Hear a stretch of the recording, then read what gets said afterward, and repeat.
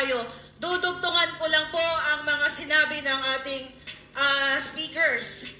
Katulad ni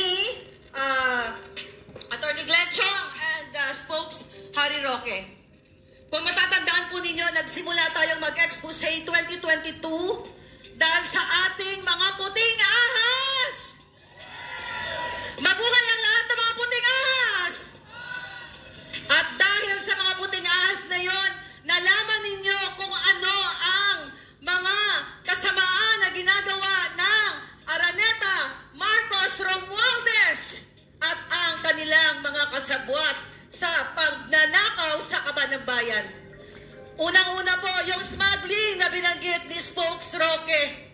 Actually, mga kababayan, halos lahat ng in-expose ko sa inyo, nandito po yan sa Kingmaker book ng dating Executive Secretary ni Marcos Jr.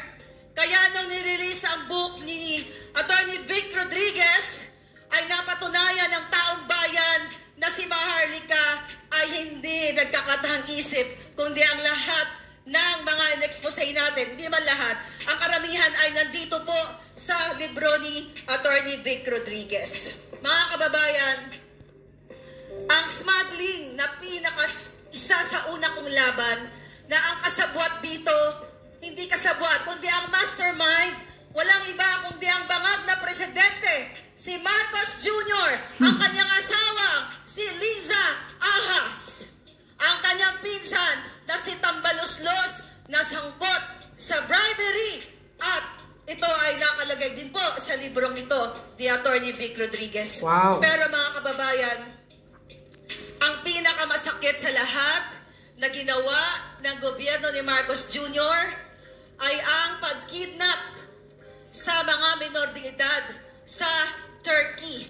Ginamit ni Marcos Jr., lalong-lalo na Liza Araneta Marcos, ang kapangyarihan ng gobyerno para makipagsabwatan sa kanilang kaibigan o kasabwat sa mga iligal na negosyo, para mandukot ng mga kaawa-awang mga bata, actually 2 bata, mula sa Turkey, na ito lamang ay domestic problem ng mag-partner. Pero pinanghimasukan ni Liza Araneta Marcos at nakipagsabwatan sa iba't ibang ahensya ng gobyerno, sa DOJ, sa DFA, sa lahat ng ahensya ng gobyerno na pwede niyang kasabwatin para isakatuparan niya ang pandurukot sa mga kabataan o sa 2 bata sa Turkey. At hanggang ngayon po, ang ina ng mga bata na tinatawag kong distressed mother ay natatakot sa kanyang buhay dahil katulad ko,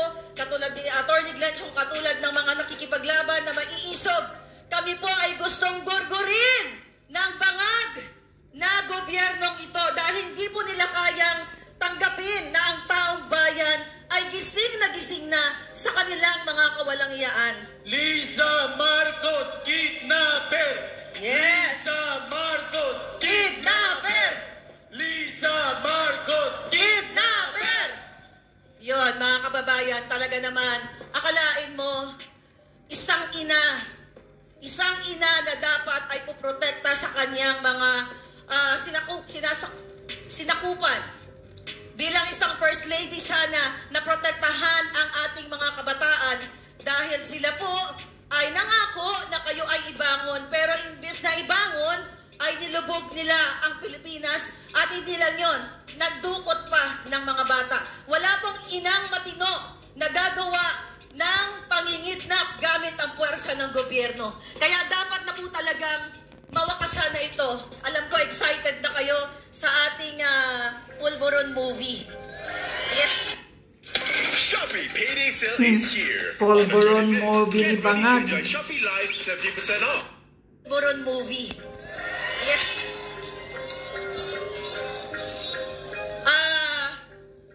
Nakakalungkot. Yeah, nakakalungkot ang mga ginagawa nila. Sobra na ang kanilang paggigipit sa ating lahat. Kaya panahon na para humusga ang taong bayan. Panahon na po na kailangan manindigan kayo. Lumabas kayo, yung mga nanonood sa atin sa X, YouTube, Facebook, mga palanggan,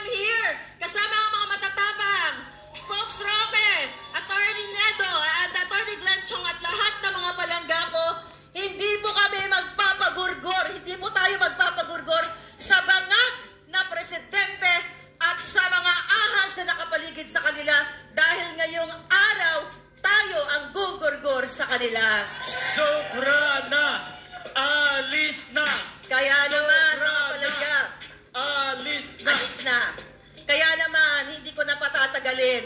Dahil ito ay pinaka-importanting tao na sinuportahan natin. Ang ating pinakamamahal na Presidente Rodrigo Roa Duterte, nakasama natin sa ating laban. Makakasama po natin siya ngayong gabi. Actually, nandiyan siya. Mayor! Chika lang.